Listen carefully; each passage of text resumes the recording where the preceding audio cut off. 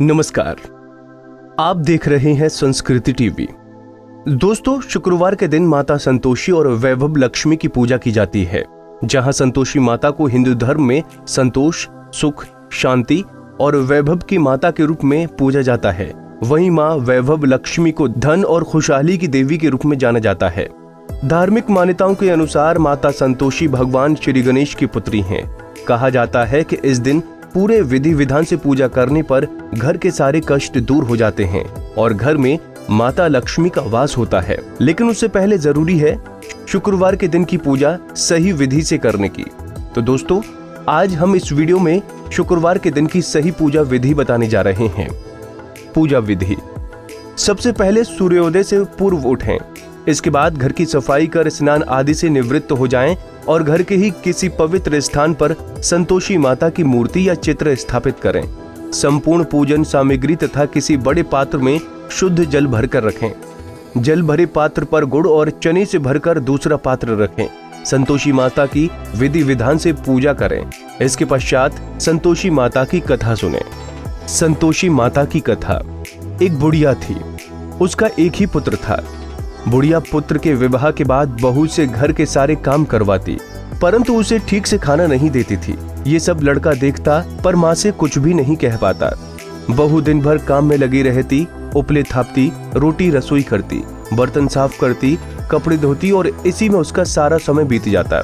काफी सोच विचार कर एक दिन लड़का माँ से बोला, माँ, मैं परदेश जा रहा हूँ।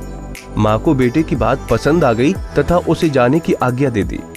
इसके बाद वो अपनी पत्नी के पास जाकर बोला, मैं परदेश जा रहा हूँ, अपनी कुछ निशानी दे दो।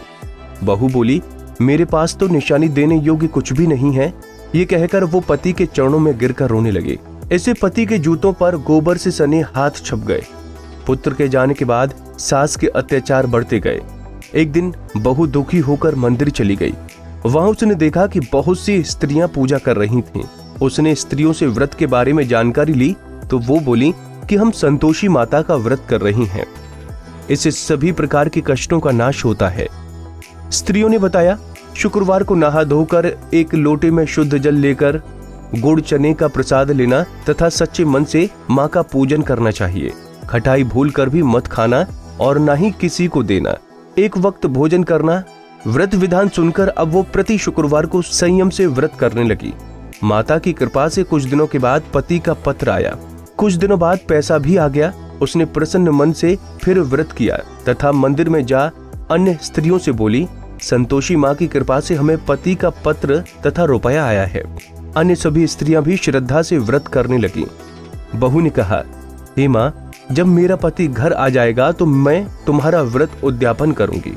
अब एक रात संतोषी माँ ने उसके पति को स्वप्न दिया और कहा कि तुम अपने घर क्यों नहीं जाते।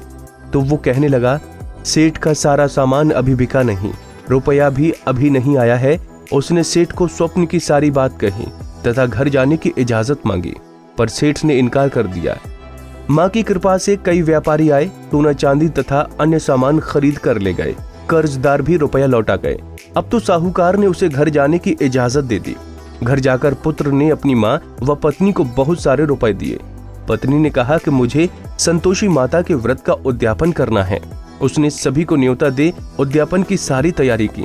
पड़ोस की एक स्त्री उसे सुखी देख ईर्ष्या करने लगी थी। उसने अपने बच्चों को सिखा दिया कि तुम भोजन के समय खटाई जरूर मांगना। उद्यापन के समय खाना खाते खाते बच्चे खटाई के लिए मचल उठे तो बहू ने पैसा देकर उन्हें बहलाया। बच्चे दुकान से उन पैसों की इमली खटाई खरीद कर खाने लगे तो बहू पर माता ने कोप किया। राजा के दूत उसके पति को पकड़कर ले जाने लगे तो किसी ने बताया कि उद्यापन में बच्चों ने पैसे की इमली खटाई खाई है। तो बहू ने पुनः व्रत के उद्यापन का संकल्प लिया।